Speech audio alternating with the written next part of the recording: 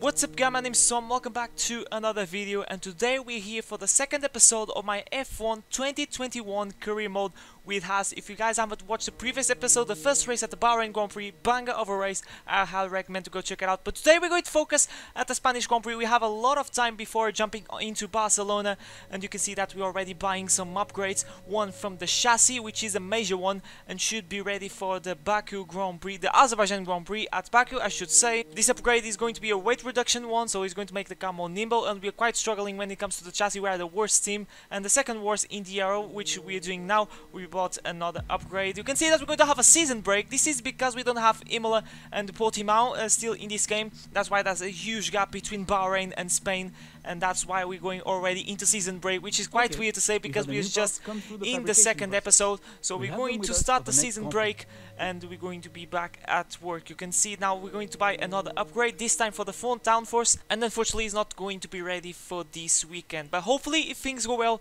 it's going to be ready for the Monaco Grand Prix, which is going to really come in handy because aero upgrades mean absolutely everything, especially a track like Monaco, where you know, the engine not that much of a big factor. All upgrades are ready, none of them fail. One of the aero failed unfortunately and wasn't ready for the Bahrain Grand Prix, so that was already expected. This one was expected to be ready, but you can see that we are ready for the Spanish Grand Prix, and it seems that it's going to be a clean weekend, so good news for that. Our first race was pretty positive, finishing in P14 ahead of our teammate, only losing to the veteran Kimi Räikkönen. You can see that we have 3 upgrades that is going to influence our performance of our car, and then 1 from the gearbox for the durability, because that is a thing that I really want to invest, because I've been already noticing some wear in the components. So definitely sooner rather than later we're going to already start to get some grid penalties, and that is not really ideal. But considering that we are out of the points at the moment, this car doesn't have the pace to score points, so this makes in a way the grid penalties not being that painful as we spin into turn 2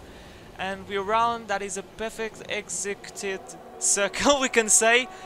So I was pushing the car limits on practice, just showing you that curves in this game, I think I think no one likes the curves in this game.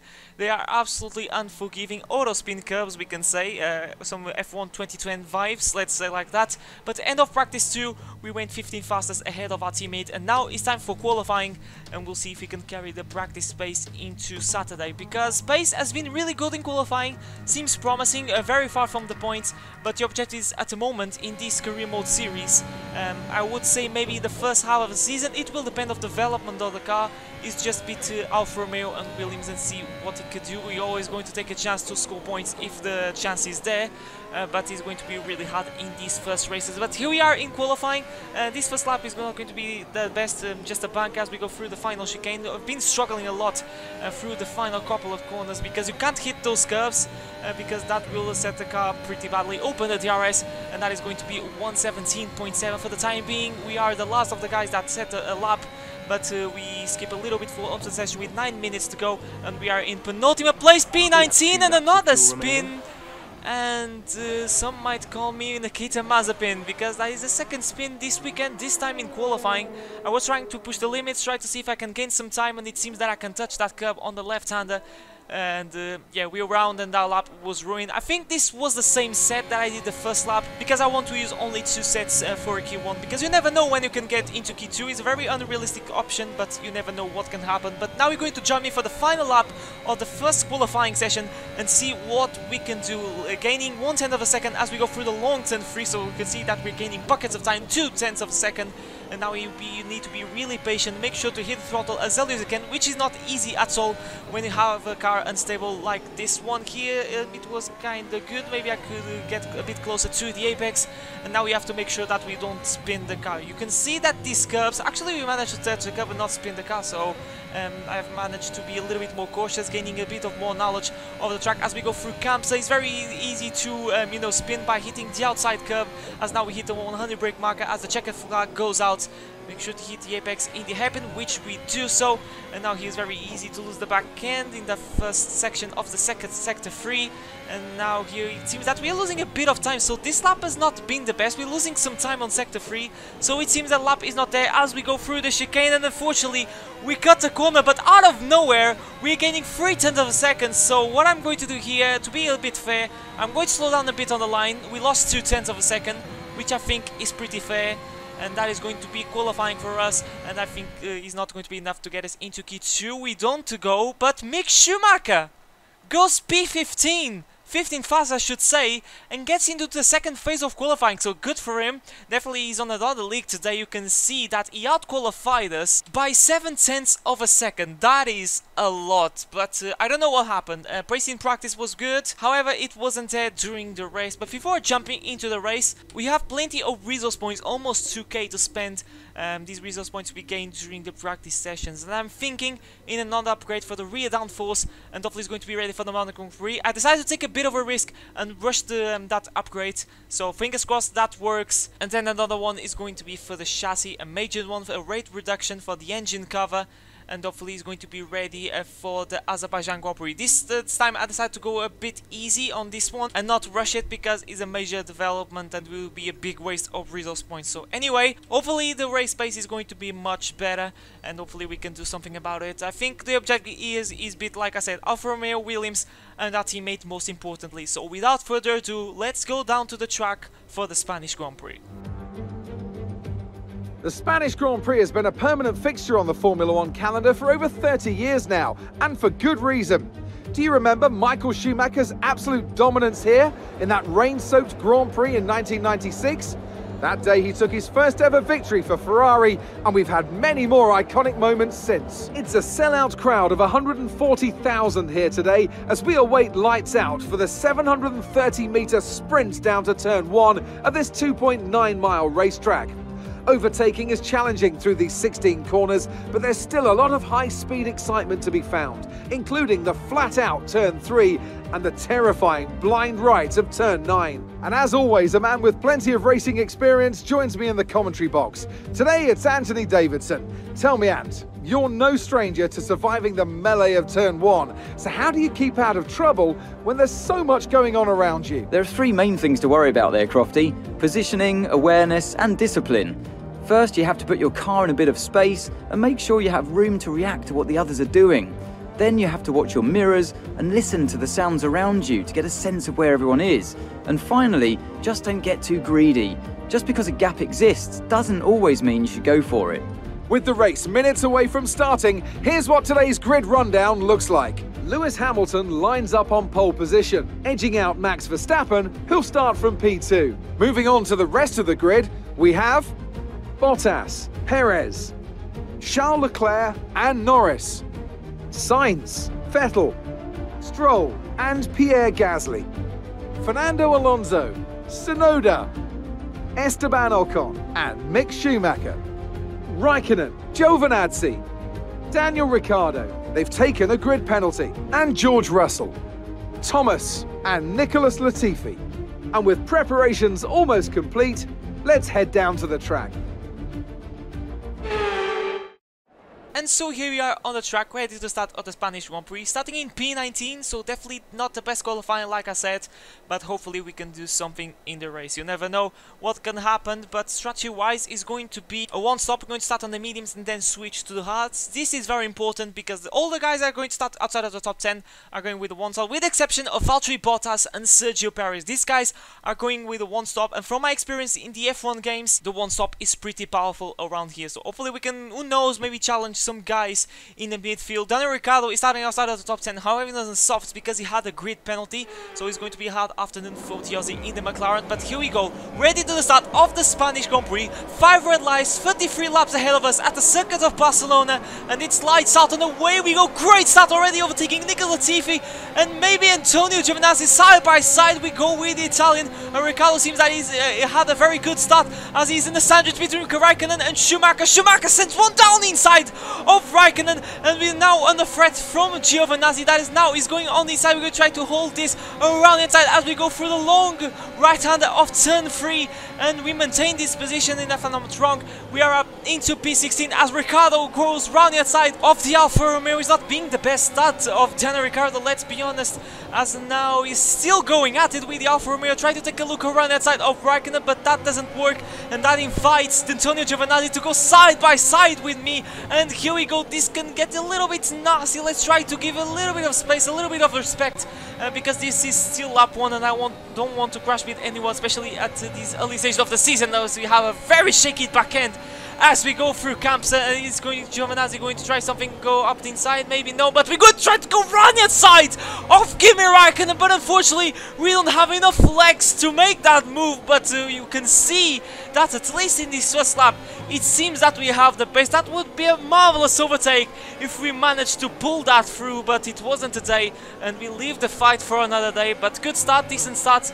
We are up into P17. It could have been much better, but I'm being very careful because now you can't you know, dive bomb like crazy like it was on F1 2020, because now we have flow damage. We are a little bit far up the road comparing to Räikkönen because we don't have DRS at the moment. Down inside goes Daniel Ricciardo on Mick Schumacher. That McLaren on the softs is mighty fast against the Haas on the mediums, and Schumacher doesn't have any chance whatsoever to regain that position. But you can see still on lap 2 there's a huge strain, and Schumacher already losing a bit to Ricciardo. However, he's the one that is leading the league of the back markers. We can say Lewis Hamilton leads away, followed by Max Verstappen. Then Valtteri Bottas and Sergio Perez lost a position at the start to Lando Norris. But keep an eye on Bottas and Perez, because these guys for sure they are going to take the one-stop strategy, because they started on the mediums. So we might see either Bottas or Perez win this race. Is going to depend as well of Hamilton and Verstappen managing the traffic. It's so important because they're going to do extra stop, so he's going to lose you know, a plus 22 seconds comparing to those guys, as we have some yellow flags. So it seems that someone is out of the race, and there you have it. I think yes, it is Yuki Tsunoda in the AlphaTauri. Spanish Grand Prix comes to an end. Räikkönen going defensive, so we're starting to feel a little bit the pressure. You can see the Japanese pulling to the side of the track. Confirmation is out of the race, but unfortunately there is no safety car. But now we're gaining and gaining on Räikkönen. We're going to send one down inside into turn 4, and let's see if we can make a Haas 1-2 in the league of the back markers. We are squeezing Räikkönen very aggressively to the outside side of the track, and now run outside we go, and we're still going at it, very similar to what we did with Giovinazzi on the first lap. And now who's going to beat bravest for this next complex of corners? We're still going at it. This is absolutely unbelievable, but finally we are ahead of Kimi Räikkönen and we are up into P15. But I think Räikkönen is not over yet because he has DRS, and down inside goes Kimi Räikkönen once again. And who's going to have the better traction? Very equal, but we go around the side. We find ourselves into P15 finally. What a squabble we had with the Alfa Romeo. That's what I like to see. But in the process we lost a lot of time to our teammate, and I think we don't have DRS, so that is a bit worrying if we want to be ahead of Mick Schumacher. But this is the first stopper of the day. This is Charles Leclerc, and he is fitting the medium compound of tires, so definitely is going to the 2-stop, which can be very costly in a track like this. Generally the guys that start on the softs at this track are going to the 2-stop, which is not the best strategy to do around the circuit of Barcelona. This is the guys that were leading the race. Hamilton was leading the race, followed by Verstappen. They are in the same boat as well, as the Lando Norris is pulling into the pit. So now you can see that who leads this race is Valtteri Bottas, Perez, and I think Vettel. Yes, Vettel is on the medium compound tire, so he has to stop as well. However, behind him we have Fernando Alonso, which is going to find himself in the final step of the podium. So Alonso can get a really good result in front of his own ground. For us, I don't know if we can manage to do something with the guys in the midfield on the 2-stop, but you can see that Alonso's compatriot Carlos Sainz comes behind Charles Leclerc in P17, and we'll see how these guys are going to manage the traffic. Lando Norris didn't even need to clear Nicolas Latifi. However, Charles Leclerc is going to lose some time with the limits. Running outside he goes of the Canadian, and this is going to be a piece of cake, but he is losing time and time, which is very painful. But Leclerc gets released and he's up into P15. So this is the issue with the 2-stop traffic, as Räikkönen is gaining and he gets the position very easily through the start-finish straight, and there's nothing that I can do. I'm starting to struggle a little bit in these mediums, I'm not gonna lie. Maybe I'm not managing that well. And now this is Esteban Ocon being overtaken by Lewis Hamilton. Running outside goes the Mercedes, and this should be an easy move, but actually Ocon resists and gets ahead of Hamilton. Verstappen is trying to go run outside of the race leader, of the virtual race leader, we can say, but it's not enough. But that was really close. Hamilton had to be so calm to hold that position, and he should be fuming at the moment because he has to attempt another overtake on Esteban Ocon once again. And I think now it should be pretty easy on the start-finish straight. Maybe Verstappen could have a chance to overtake Hamilton on the start-finish straight, but the problem is that it's a bit too far up the road and actually didn't overtake the Alpine. So this is going to help Hamilton to, you know, pull away a little bit, as now we're gaining on Raikkonen. It's time for round 3. It seems gaining. DRS open down inside. We go into the first corner. He swerves a little bit to the right-hand side of the track. Very nasty from Raikkonen, but I'm loving this battle between myself and veteran. A rookie versus a veteran. You absolutely love to see it. And now this is Hamilton and Alonso going side by side into the start-finish straight. And Alonso doesn't have any chance. He can't do the spectacle that he did at a real-life Hungarian Grand Prix, because his track is very good to overtake, especially at the start-finish straight. But anyway, I decided to pit a little bit earlier. It was scheduled, if I'm not wrong, to come in lap 16. However, I'm coming this lap 12, lap 13. We're starting lap 13 because I was pulling away of Raikkonen. And I wasn't catching Mick Schumacher at all, so I decided to do something about it and see if I can do an undercut, which can be really hard because we're going to be on the hardest comparative tire, so we might struggle maybe in our hard lap.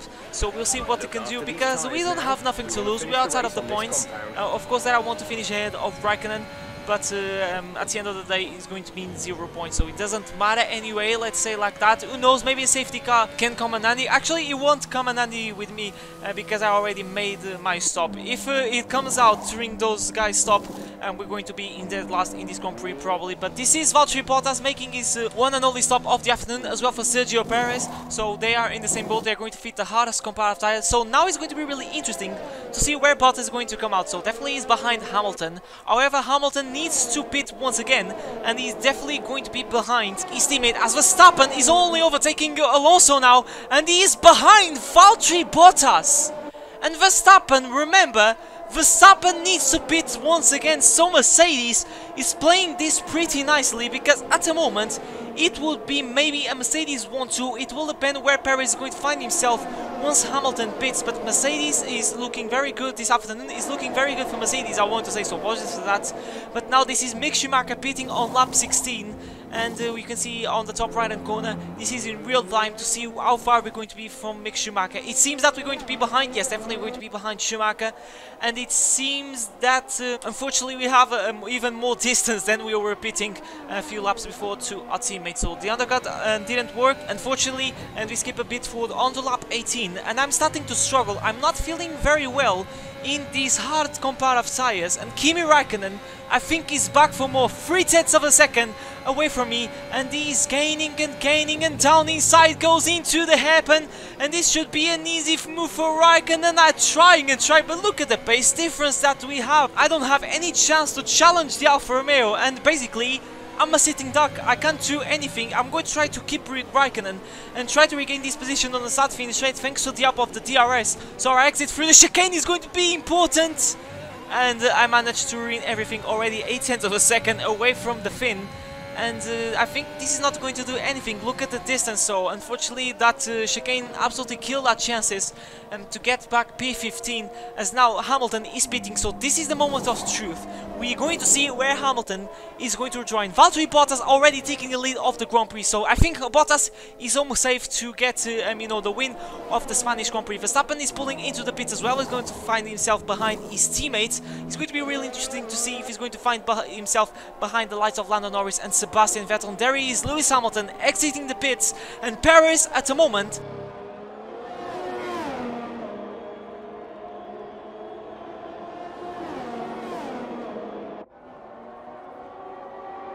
is up into second place. However, Hamilton is less than 3 seconds behind Perez, so I think it's setting up pretty nicely to be a Mercedes 1-2, as now Schumacher is being overtaken by Carlos Sainz, but the rest of the two stoppers are exiting the pits as well, so this can get really interesting indeed, as Sainz already clears Schumacher trying to hold on the inside. So brilliant stuff from our teammate. He's really on the zone today. Brilliant pace from Mick Schumacher, which now is being already cleared by the Ferrari, and now round that side goes Daniel Ricciardo. These guys are still outside of the points, but they're going to be mighty fast in these final laps of the Grand Prix. So this is the disadvantage of the one stop. We're going to be kind of a sitting duck in the final laps of the Grand Prix. Talking about sitting duck, this is Sergio Perez and doesn't have any chance to defend the reigning world champion Lewis Hamilton.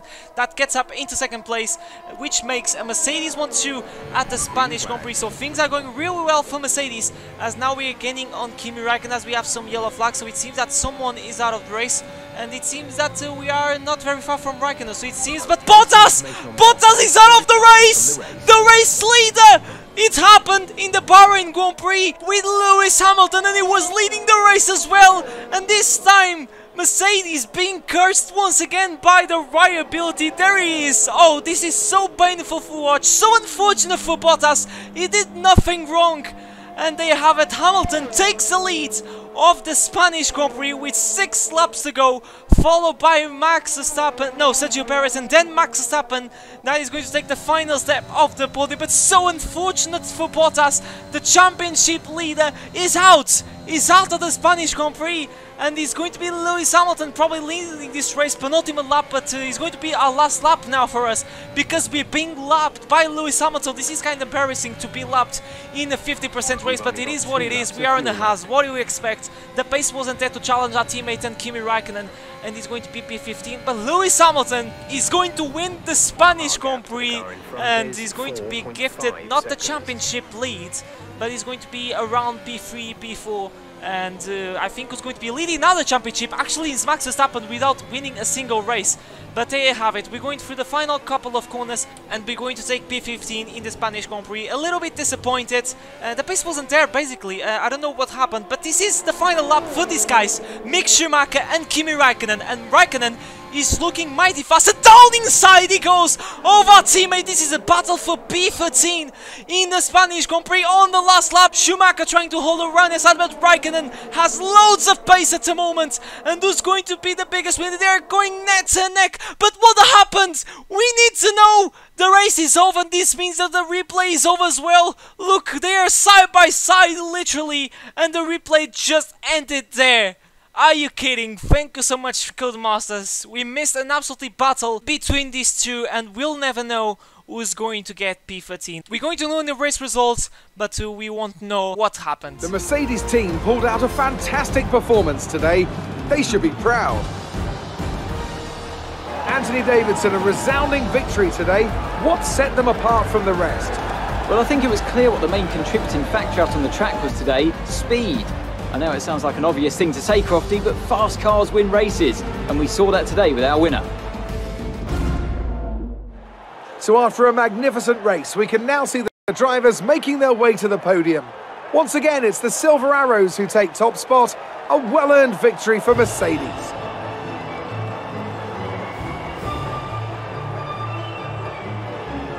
And there you have it, your race winner, Lewis Hamilton, being gifted after that heartbreaking DNF from Valtteri Bottas. That is so unfortunate. Only 6 laps to go. That is gutting. That is gutting. Bottas did nothing wrong. He performed an absolutely banger of a one-stop strategy, and his engine decided to blow up, and it was an early end to his Spanish Grand Prix. Fernando Alonso, being the home hero, after starting outside of the top 10, managed to perform an awesome one-stop strategy and finishing P4. So great result from the Spaniard. Talking about the other Spaniard, Carlos Sainz didn't manage to score points by doing the 2-stop, and he started inside of the top 10. So just see how painful it is, the 2-stop. But for us, he's going to be P15, and Räikkönen got a position on Schumacher. Now driver standings, it's Max Verstappen leading the way, 5 points ahead of Sergio Perez, then Bottas and Hamilton 7 points away of the leader. So things are not going really smoothly for Mercedes. 2 DNFs in 2 Grand Prix. That is a bit worrying to say the least for a team like Mercedes. And it shows in the constructor standings with Red Bull in the lead and McLaren not very far from the Brackley team. But anyway guys, that was episode 2 of my F1 2021 driver career mode with Haas. It was a good race, great battle with Kimi Räikkönen, but it wasn't enough to finish ahead of the Finn and our teammate. The pace wasn't there. Let's hope for better things at the next episode, which is going to be one of the jewels of the calendar, the Monaco Grand Prix. So let's see if we can put a good show in the streets of the Principality. But that has been me for today. My name is Tom, and I'll see you guys for a brand new video next time. But for now, take care.